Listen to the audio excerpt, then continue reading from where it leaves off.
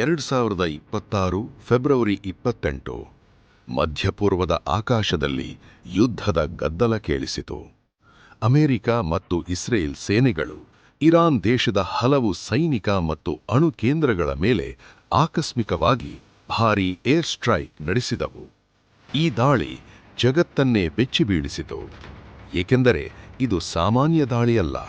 ಇದು America Iran ನಡುವಿನ ದಶಕಗಳ ರಾಜಕೀಯ ಶತ್ರುತ್ವದ ಸ್ಫೋಟ. ಆ ದಿನದಿಂದ ಮಧ್ಯಪೂರ್ವದಲ್ಲಿ ಹೊಸ ಯುದ್ಧ ಆರಂಭವಾಯಿತು. ಪಾರ್ಟ್ 2, ಹಳೆಯ ಶತ್ರುತ್ವ. ಒಮ್ಮೆ ಕಾಲದಲ್ಲಿ ಅಮೆರಿಕ ಮತ್ತು ಇರಾನ್ ಸ್ನೇಹಿತ ರಾಷ್ಟ್ರಗಳಾಗಿದ್ದವು.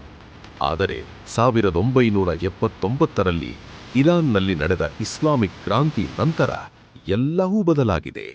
ಹೊಸ ಸರ್ಕಾರ ಅಮೆರಿಕವನ್ನು ಶತ್ರು ರಾಷ್ಟ್ರ ಎಂದು ಘೋಷಿಸಿತು. ಆ ದಿನದಿಂದ ಇರಾನ್ ಮತ್ತು ಅಮೆರಿಕ ನಡುವಿನ ಸಂಬಂಧ ಶೀತ ಯುದ್ಧದಂತೆಯೇ ಕಠಿಣವಾಯಿತು.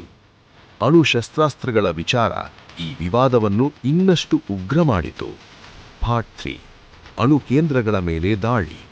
2025ರಲ್ಲಿ ಅಮೆರಿಕ ಸೇನೆ ಇರಾನ್ನ ನತಾನ್ಸ್, ಫಾರ್ಡೋ ಮತ್ತು ಇಸ್ಫಹಾನ್ ಅಣು ಕೇಂದ್ರಗಳ ಮೇಲೆ B-2 ಸ್ಟೆಲ್ತ್ ಬಾಂಬರ್ಗಳಿಂದ ದಾಳಿ ನಡೆಸಿತು. ಬಂಕರ್ ಬಸ್ಟರ್ ಬಾಂಬುಗಳು ಭೂಮಿಯೊಳಗಿನ ಅಣು ಕೇಂದ್ರಗಳನ್ನು ಗುರಿಯಾಗಿಸಿದವು. ಅಮೆರಿಕ ಹೇಳಿದ್ದು ಒಂದೇ: ಇರಾನ್ ಅಣುಬಾಂಬ್ ಮಾಡಬಾರದು.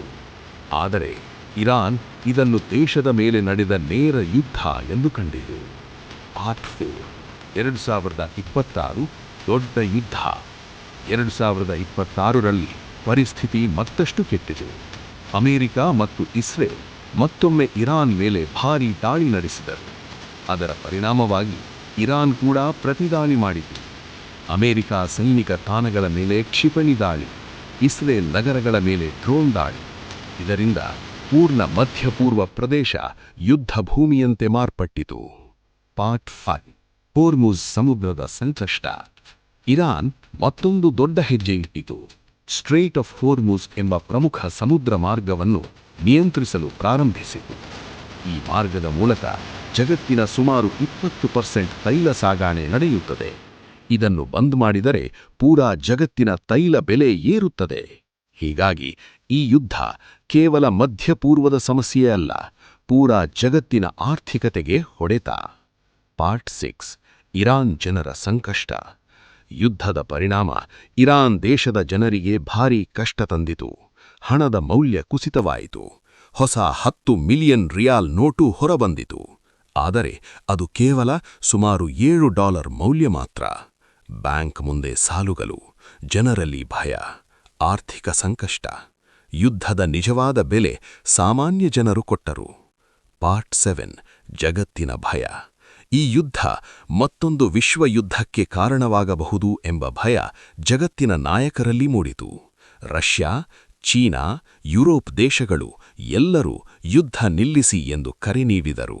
ಆದರೆ ರಾಜಕೀಯ ಮತ್ತು ಶಕ್ತಿ ಹೋರಾಟ ಇನ್ನೂ ಮುಂದುವರಿಯುತ್ತಿದೆ. Ending, powerful message. ಯುದ್ಧದಲ್ಲಿ ಯಾರು ಗೆದ್ದರೂ ನಷ್ಟವಾಗುವುದು ಮಾನವ ಜೀವಗಳು.